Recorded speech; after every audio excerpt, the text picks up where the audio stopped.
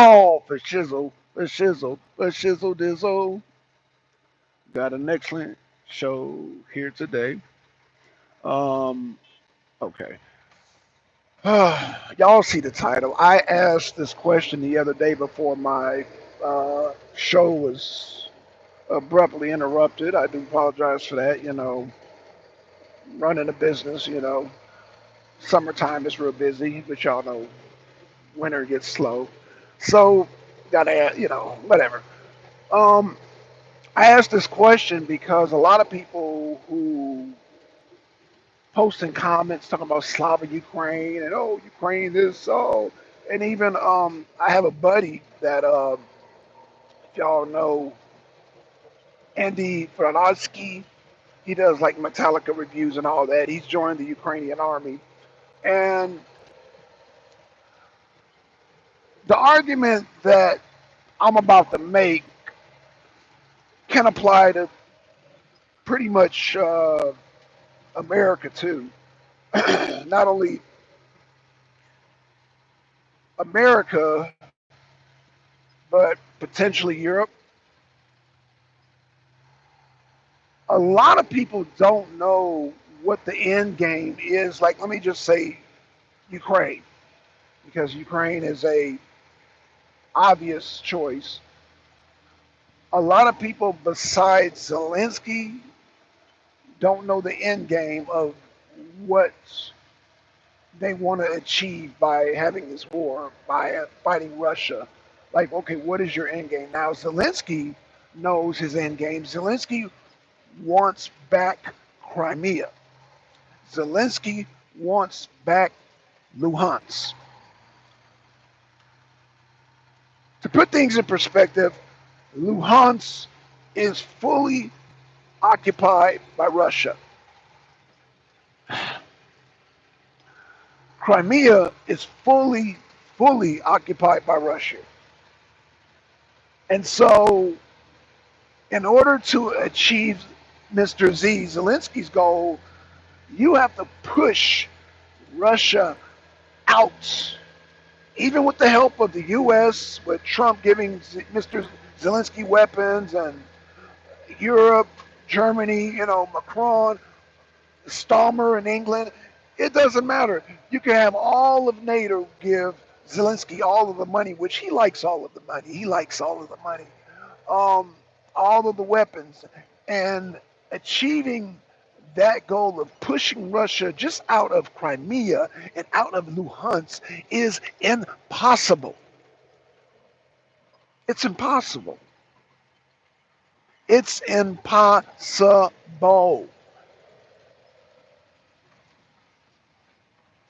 It's impossible. God Almighty Himself, our God here, the European gods, I don't know what gods them Zelensky serve. I think Banderas is the god they serve. With our God, NATO's God, and Banderas, with the help of those gods, will not be able to push Russia out of their region. Putin said where their boots land, that's where Russia is. That's where Russia. This is our land. I mean, this has been the norm. Hold on, y'all. I got this CO6. I got W10s. Um, got one person watching me. Can I get one light? Oh man. Oh geez, hold on, y'all. Jesus fucking Christ. Hold on 1 second, y'all. I got W. All right. Okay. All right. Jeez, great. Taking all day. Shit, bitch. Taking all day. Yep. Already know. Oh, what's up, Fox? Hey, what's going on? Yeah.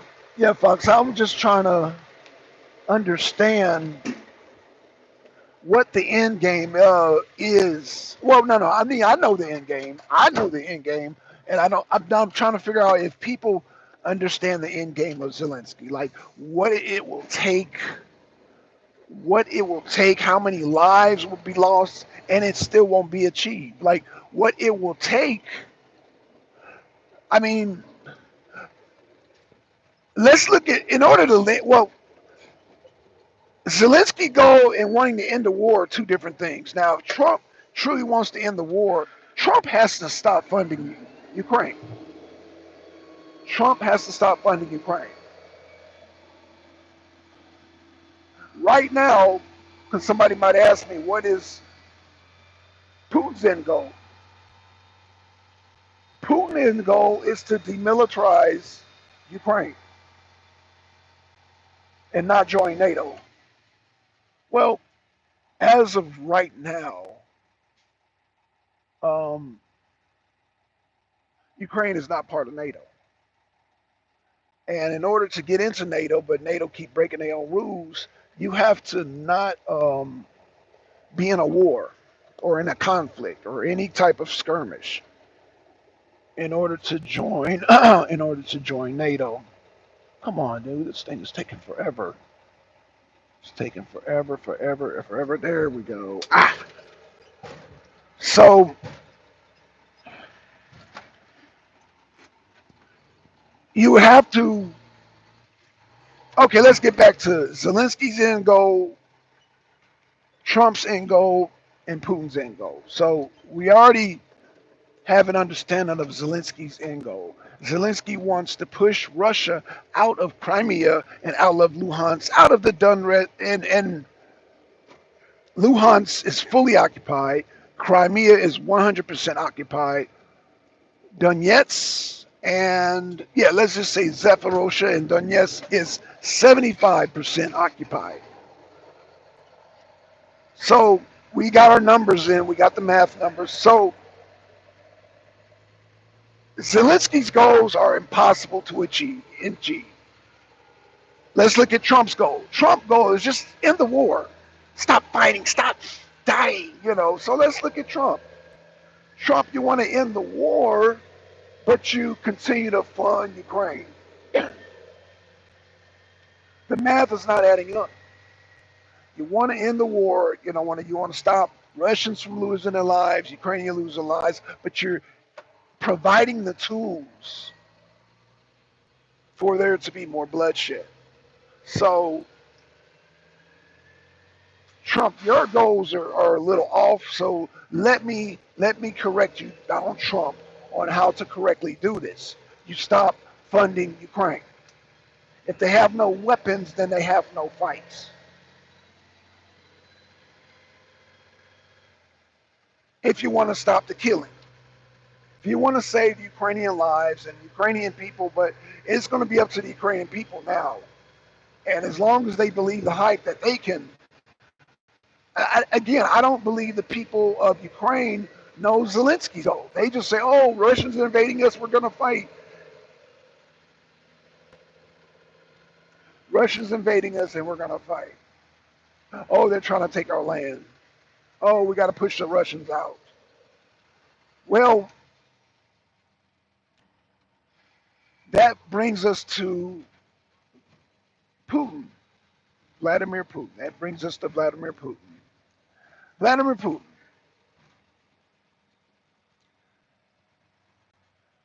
Vladimir Putin. Sergei Lavrov is the best person to convey this message because unlike Putin, Sergei Lavrov speaks perfect English. Perfect English. And he speaks it so well, he even knows how to crack good jokes, not corny jokes. There's people here in America that speak English that crack corny jokes. He, well, because he's a brother, he knows how to tell jokes. No offense to my white folk. No offense to my white people. But him being a brother allows him to tell tactful jokes. I say that to say this. His English is perfect. That's what I'm getting at. His English is perfect. And so you don't have any translators. You don't have any overdubs with the voice. I've never heard Vladimir Putin speak English, so I don't know if the man speaks English or not.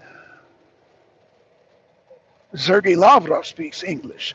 Dmitry Medvedev, I don't know if he speaks English. Sergei Lavrov speaks English. So Sergei Lavrov laid out the plan. He said, look, man,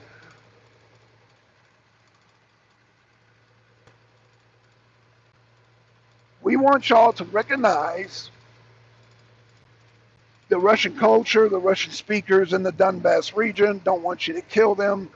And so what Russia is doing is offering an independent republic by the name of Luhansk and Donetsk, Zaporizhia, uh, Zaporizhia. Some people say Zaporizhia, some people say Zaporozhye. The point I'm making is that, by the way, how's my mic? How's my mic, by the way? I should have did a mic check on y'all right there. I'm leaving comments. Um, the point that I'm making is that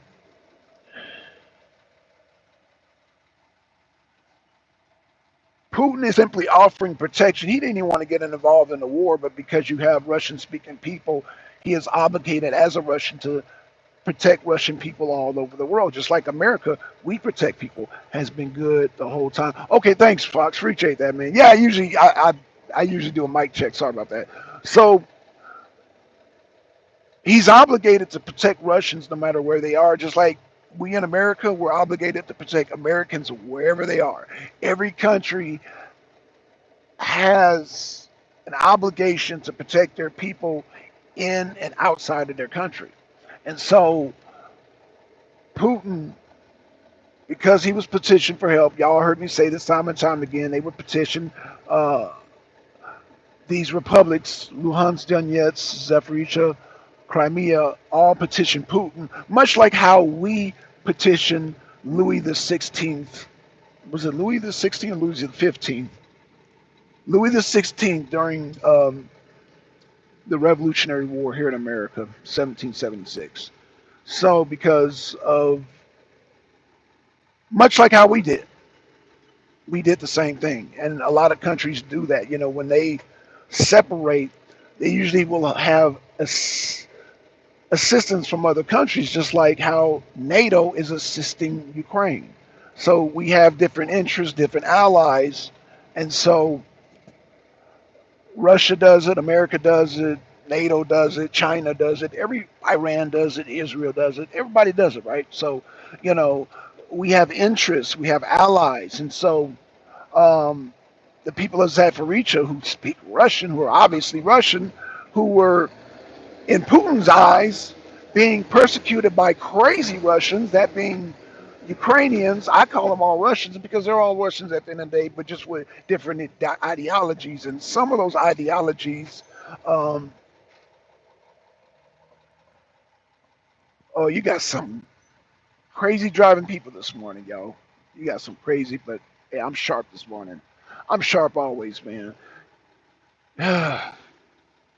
That's why a lot of people don't want to do truck driving because they want to be able to smoke their weed, drink their alcohol, and just be in a stupor. They don't want to be alert. Yeah, you got to be alert for this.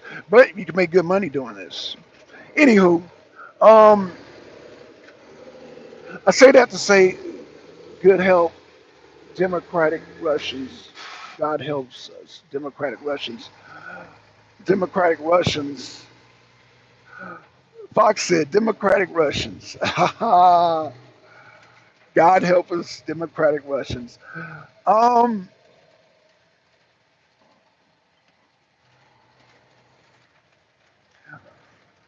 That's interesting you say that, Fox, because you know it all comes down to ideology. You know, people start wars and fights over ideology and over perceptions. You know, my perception is that the war that from what from the facts that I've viewed is that Putin was petitioned from the Republic, which is a fact, and eventually his petition to help Crimea evolved into an invasion. It evolved into an invasion. But when I say invasion, meaning that, okay, since we're at war, I'm going to take more oblasts. I'm going to take more regions. You guys are shooting us from this region. We're going to come forward, and we're going to keep coming forward until you guys stop shooting. That's what Putin is doing. As long as you guys keep shooting, we're going to keep coming marching forward. You guys keep shooting, we're forced to march forward. And what people uh, view this from the other side as say, oh man, Putin is aggressive. Well, it's simple. Putin is winning, and so wherever Russian boots land, that is Russia. And so by y'all keep firing at Putin, he's going to progress until that firing stops. Ukraine, Zelensky. But again, when people like Zelensky, I've heard me say this, Lindsey Graham, when they don't have to fight the war, then it's like, they have no concept of death and dying and destruction, human lives being butchered and massacred. They don't have no idea of that. And so it's come to the point now because you have to understand when you force Putin's hand, it's not only Putin, it's the Russian people. If you guys remember the PMC Wagner group, Penny Prigozhin is the one that took Bakhmut. It was one of the bloodiest uh, campaigns in this damn conflict. It was one of the bloodiest. It was one of the biggest bloodbaths ever.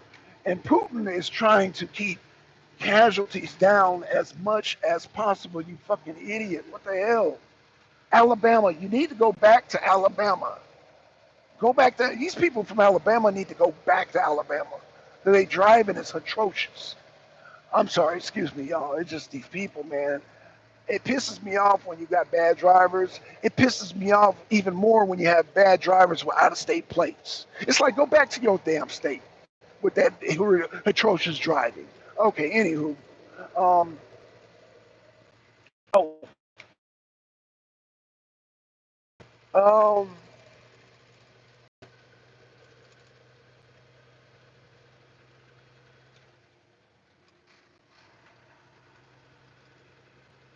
Vladimir Putin is not only, like I said, Penny Prigozhin is an example of the sentiment of the Russian people. I feel like, man, if we're going to go to war, let's go to war. Let's have a proper war and let's take Crimea. That is a sentiment because that was Penny Prigozhin's sentiment. He was like, man, he's an old-fashioned, old-time war fighter, meaning we take the land and we move forward, we march forward. But Putin wants to do a war of attrition, a slow roll, a slow lava roll, which is still working. But the people on both sides are mad at Putin because they want Putin to fight an old-fashioned war, get it over with, end it. I'm even on that. I'm even in that bandwagon myself. I am. Putin, finish this shit off, man. The quicker you finish this shit off, you can actually save lives by ending the war sooner and being more aggressive and just wiping out Kiev.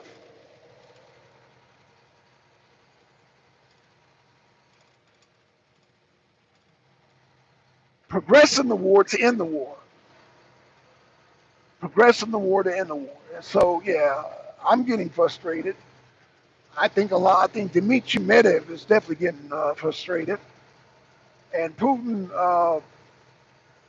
has a method, though. He has a strategy, and it's frustrating people because they want this thing to be over, but he's slow rolling this thing, and he's taking territories.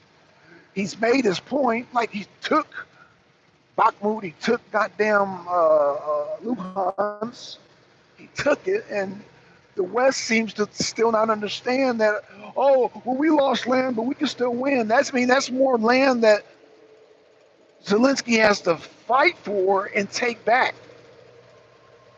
And Russia's gaining more territories, which makes it more and more and more impossible for Zelensky to achieve his goals. But Zelensky is not going to give up. This is where the Ukrainian people have to come in. The Ukrainian people have to come in. They have to see these videos of their men being kidnapped, and they have to, and enough has to be enough with them. We can't change it. Trump can't change it. Vladimir Putin can't change it. Unless Vladimir Putin decides he wants to take Kiev. But nobody can change it. Definitely NATO can't change it. But the Ukrainian people can change it. The Ukrainian people can change it. And I don't know if this is what Putin wants. Maybe this is what Putin wants. Putin wants to drag out this war for so long until the Ukrainian people get tired. But the Russian people are tired too. But they're tired in a more. They want Putin to march on and conquer. People in the West, we want Putin to march on and conquer. People secretly in NATO want Putin to march on and conquer. Everybody really wants, deep down inside, they want to see the aggressive side. Whether you for Putin or against Putin, they want to see the aggressive side of Putin. They don't want Putin slow rolling. And that's on both sides. I don't want Putin slow rolling. I want Putin to end this shit. But Putin has a strategy. Putin has a strategy. He's sticking to that strategy. Putin's a very smart man. He is. So, he knows, he's studied now. He knows NATO better than NATO knows himself. Now, Trump, um, this excludes Trump. I'm going to leave Trump out of this.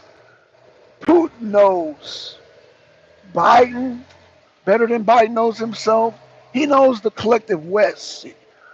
He knows the collective West better than the collective West knows themselves. He knows Stromer better than Stromer knows himself. He knows Macron better than Macron knows himself. And that's why Macron just called Putin last week. Hey, Putin, oui. You know. Oh, he wanted to run the light. Okay. So,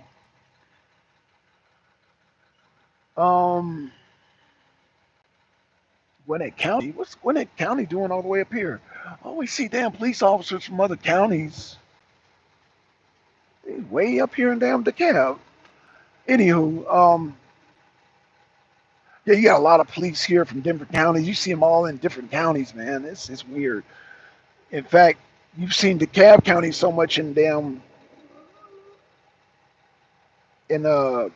Forest Park that Forest Park took on their logo. It's weird, man. Like the whole graphics on the police car, it's like a faded letters. Anywho, I say that to say this is that yeah, um,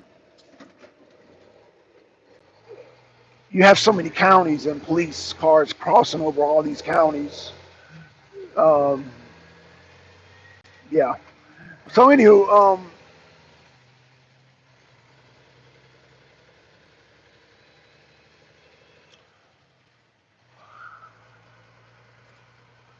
what we want to see right now is we want to see Putin in this war on his end. But again, I think it comes down to the people. The people are going to have to wake up.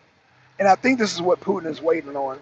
Putin is doing the slow roll because he wants the Ukrainian people to overthrow Zelensky for themselves. He wants them to recognize the regime for what it is. The only problem with that is that uh, some people, once you indoctrinate them a certain way, it's hard to do that, especially when you're bombing their city. But, uh, you know, I believe Putin will achieve his goal the way he wants to do it. The only thing that I disagree with is that it prolongs the war. It causes more deaths. You see, Trump is getting frustrated with it. He's like, man, either you're gonna, you know, well, Trump can't say this, but obviously, but I can say it. End this shit, man. End this shit, and that means, goddamn, if it means marching into, because I know Putin, though, he doesn't want to feed into the narrative that he's just some type of evil aggressor, some evil tyrant warlord, and he just invades country invader. He doesn't want to be seen as that. But again, Because it's taking time for people to see the truth of the situation involving Russia, involving Ukraine. People are starting to see the truth about that, and the truth is coming out. It's coming out, but it's slow. The truth is slow. It's slow. Y'all see how many times I had to hammer it on the show. I mean, I'm a year into the thing, and the truth is still seeping out like molasses. It's like molasses. It's slowly seeping out, and it's like Putin has the patience, but everybody else's patience is running thin, running thin. And like I said, the first person's patience to run thin was Penny Boghossian. He got so frustrated where he goddamn turned the guns on goddamn Moscow and tried to have a coup and realized, oh shit, what am I doing? Too late now, you dead, bro. Oh God. So, man, I want to give a just shout out, just a real quick shout out to Fox and whoever else. Thank y'all for not liking the video, and that's why I'm cutting it short. So yeah, I just wanted to come on here real quick.